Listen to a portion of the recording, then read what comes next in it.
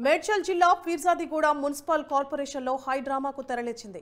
అధికార పార్టీ నేతల ఒత్తిడితో అధికార యంత్రాంగం దుర్వినియోగానికి పాల్పడుతూ తమను ఇబ్బందులకు గురిచేస్తోందని మున్సిపల్ మేయర్ జక్కా వెంకటరెడ్డి ఆరోపించారు.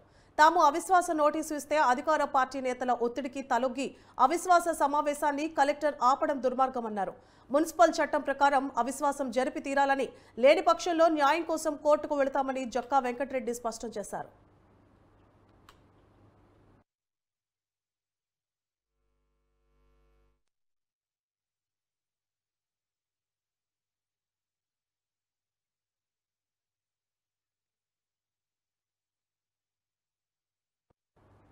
రాజ్యాంగం ప్రభుత్వం అంటే ప్యారలల్ గా ఎలక్టెడ్ రిప్రజెంటేటివ్స్ తో భాగస్వాములుగా కలెక్టర్ గారు కూడా ఉంటారు.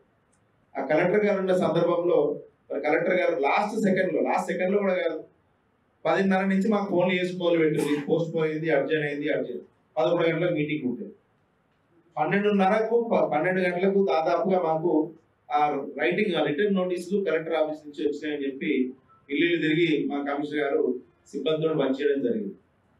ఇదెక్కడి న్యాయం, ఇదెక్కడి నీతి? 11 గంటలకు నో కాన్వెంట్ కోసం జరగాల్సిన సందర్భం నో కాన్వెంట్ మోషన్ పెట్టకుండా, దాని కనీసం ఏర్పాటు చేయకుండా, మాకు తెలియదు కానీ మనం ఆపోజిట్ ముందు రోజు తెలుసు వాయిస్ అంతా సర్క్యులేట్ అవుతుంది. ఓరో వ్యక్తి మాట్లాడి మనం గెలిచినాం, రేపు ఎట్టి పరిస్థితులు అయిపోదు 101% మీ అందరికి గుడ్ న్యూస్ చెప్తున్నాను వాయిస్ కూడా అన్ని గ్రూపుల్లో సర్క్యులేట్ అవుతుంది. మరి వాళ్ళకి ముందు తెలుసు. కలెక్టర్ గారు ఏమో 5 తారీఖు డేట్ వేసి 4 తారీఖు డేట్ ఇచ్చి 5 తారీఖు సర్వ్ చేసినట్టు అట్లా కూడా కాదు.